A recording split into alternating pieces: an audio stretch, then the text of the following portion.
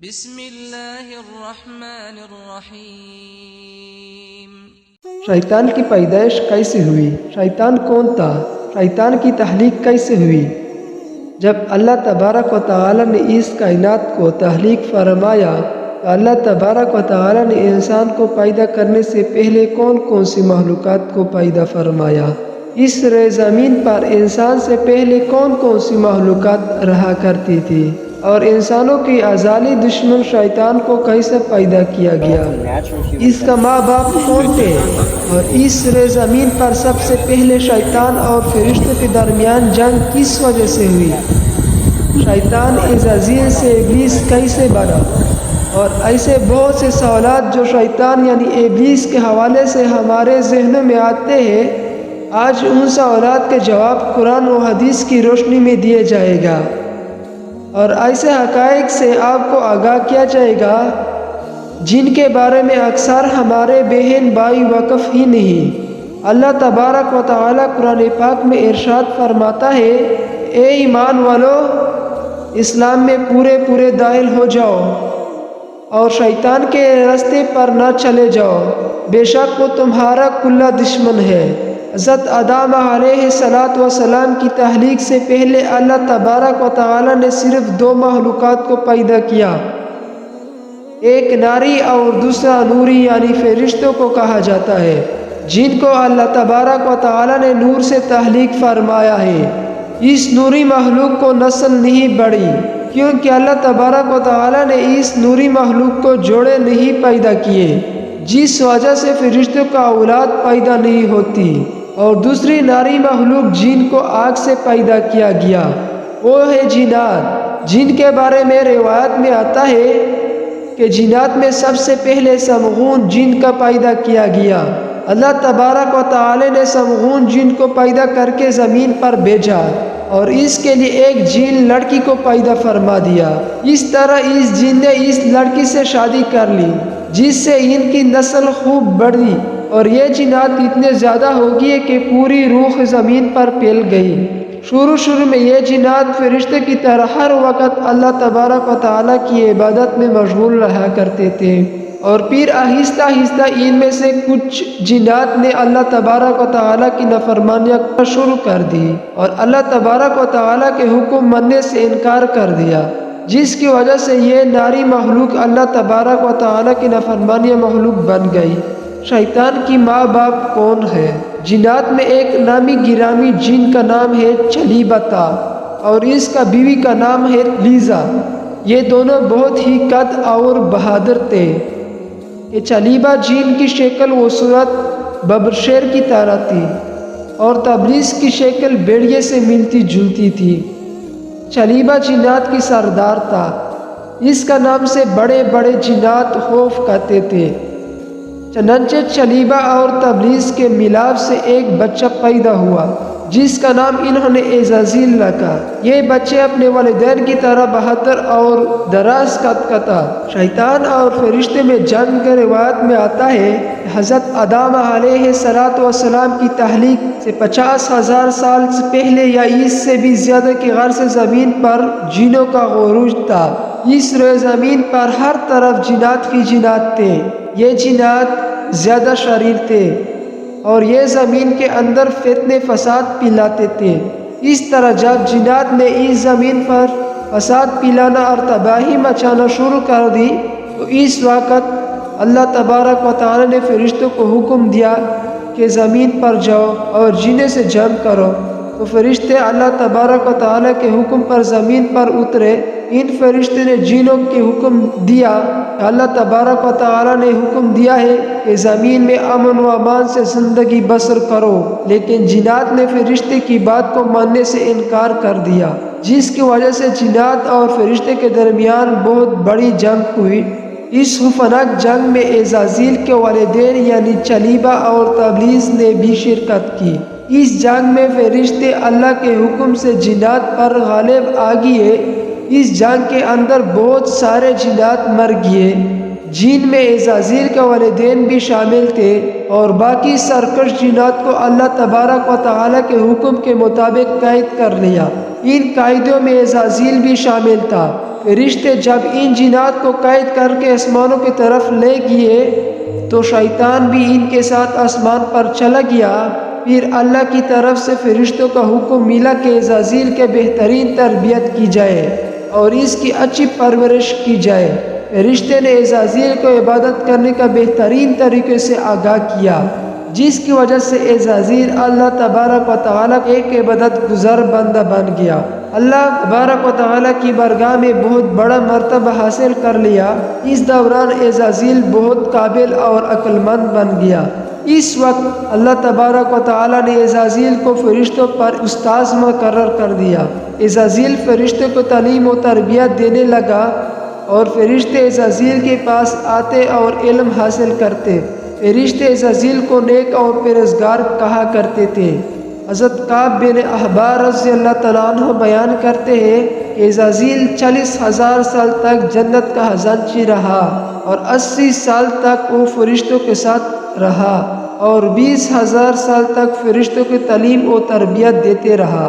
اس کا مقام اللہ تبارک و تعالیٰ کی بارگاہ میں اتنا زیادہ ہو گیا، اللہ تبارک و تعالیٰ کے سب مقرب فرشتے حضرت جبرائیل علیہ السلام، حضرت میکائیل علیہ السلام اور حضرت اسرافیل علیہ السلام اور حضرت عزازیل علیہ السلام اس سے تعلیم و تربیت حاصل کیا کرتے تھے۔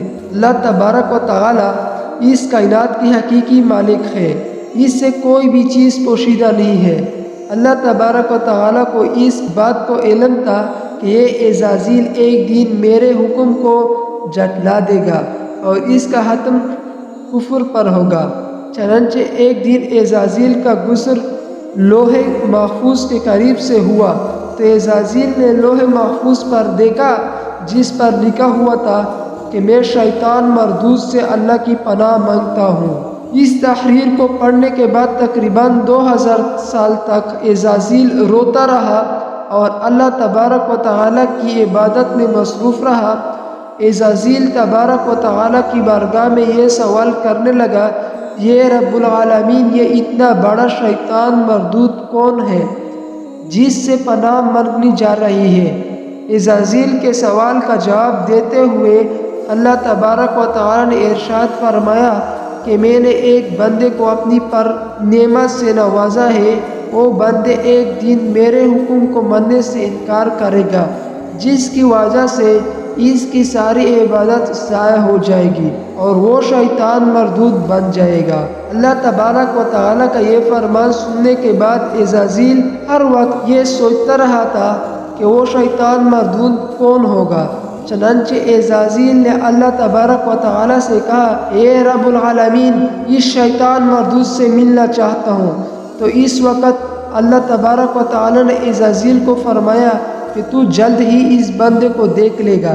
پھر اس کے بعد اللہ تبارک و تعالیٰ نے فرشتے میں یہ اعلان کیا کہ میں زمین پر اپنا خلیفہ مقرر کرنے والا ہوں۔ عزازیل کو جب اس بات کا علم ہوا کہ اللہ تبارک و تعالیٰ ایک ایسے انسان کو پیدا کرنے جا رہا ہے جس کے پتلے کو بنانے کے لیے آسمان اور زمینوں سے مٹی اکٹھا کیا جا رہا ہے، تخلیق آدم علیہ السلام۔ چنانچہ جب اللہ تبارک و تعالیٰ نے حضرت آدم علیہ السلام کے پتلے کو تخلیق فرما لیا تو اس پتلے کو 40,000 سال تک اس طرح بڑا رہنے دیا، اس میں جان نہ ڈالی گئی۔ چنانچہ جب فرشتے حضرت آدم علیہ السلام کی پتلے کی قریب سے گزرتے تو بہت حیرت زدہ ہو کر اس کو دیکھتے، اور جب عزازیل کا گزر حضرت آدم علیہ السلام کے پتلے کے قریب سے ہوتا تو یہ نفرت کی وجہ سے حضرت آدم علیہ السلام کی پتلے کو اذیت دیتا، کیونکہ عزازیل یہ سمجھتا تھا کہ اللہ تبارک و تعالیٰ کے خلیفہ بننے کے لائق صرف میں ہی ہوں۔ اس وجہ سے وہ حضرت آدم علیہ السلام کی پتلے کو اذیت دیتا۔ جب عزازیل حضرت آدم علیہ السلام کے پتلے کو مارتا تو اندر سے مٹی کو کنکنے کی آواز آتی۔ اللہ تبارک و تعالی حضرت آدم علیہ السلام کو تخلیق فرمایا اور اس کے اندر روح بھی طاہر کر دی۔ تو اس دن اللہ تبارک و تعالی نے سب فرشتوں کو حکم دیا، سب میرے پاس اکٹھے ہو جاؤ۔ جب سارے فرشتے اللہ تبارک و تعالیٰ کی بارگاہ میں حاضر ہو گئے تو اللہ تعالیٰ نے حکم دیا کہ میں زمین پر اپنا ایک بندہ پیدا کرنے والا ہوں جو زمین پر جا کر میرے حکم کو تعمیل کرے گا۔ تو اس وقت فرشتے نے اللہ تبارک و تعالیٰ کی بارگاہ میں عرض کیا، یا رب العالمین، یہ بندہ زمین پر جا کر تیرا نافرمان ہو جائے گا، ہم تو ہر وقت عبادت میں مصروف رہتے ہیں۔ اللہ تبارک و تعالیٰ نے ارشاد فرمایا، جو کچھ میں دیکھ رہا ہوں وہ تم نہیں دیکھ سکتے۔ شیطان کی بغاوت اس وقت سب فرشتے کو حکم دیا گیا کہ حضرت آدم علیہ السلام کی سجدہ کرو، تو تمام فرشتے اللہ تبارک و تعالیٰ کے حکم کے مطابق حضرت آدم علیہ السلام کو سجدہ کرنے کے لیے جھک گئے، لیکن عزازیل نے حضرت آدم علیہ السلام کی بغض اور تکبر کی وجہ سے سجدہ نہ کیا۔ اس وقت اللہ تبارک و تعالیٰ نے عزازیل سے پوچھا کہ تم نے سجدہ کیوں نہیں کیا؟ اس وقت عزازیل تکبر اور غرور میں آ کر بولنے لگا، اے رب العالمین، تو نے مجھے آگ سے پیدا کیا اور اس پتلے کو مٹی سے پیدا کیا، میں اس مٹی کے پتلے سے کئی درجے بہتر ہوں۔ عزازیل کی یہ بات سن کر اللہ تبارک و تعالیٰ نے عزازیل کو وہاں سے نکل جانے کا حکم دیا اور فرمایا، تو شیطان مردود ہو چکا ہے، تم پر قیامت تک میری لعنت ہوتی رہے گی۔ اس وقت عزازیل کو اس بات کا علم ہوا کہ لوح محفوظ پر جس شیطان کا ذکر تھا وہ در حقیقت میں ہی ہوں۔ اس طرح جب عزازیل اللہ تبارک و تعالیٰ فرمانے کی وجہ سے شیطان مردود بن گیا، اللہ تبارک و تعالیٰ سے کہنے لگے، اے رب العالمین، میں چاہتا ہوں کہ مجھے قیامت کے دن تک زندہ رہنے کی مہلت دیجیے۔ اللہ تبارک و تعالیٰ نے شیطان مردود کی بات مان لی اور اس کو قیامت تک مہلت دی۔ اللہ تبارک و تعالیٰ نے شیطان مردود کی بات مان لی اور اس کو قیامت تک کی مہلت دے دی۔ اس وقت شیطان مردود اللہ تبارک و تعالیٰ کی بارگاہ میں عرض کرنے لگا، میں تیرے بندوں کو راہ سے بھٹکاؤں گا اور ہر طرح سے تیرے بندوں کو تیرے حکم کو نافرمان بناؤں گا، اور بہت سارے تیرے بندے میرے شکنجے میں آ کر تیری نافرمانی کرے گی اور گناہ کے اندر مبتلا ہو جائے گے۔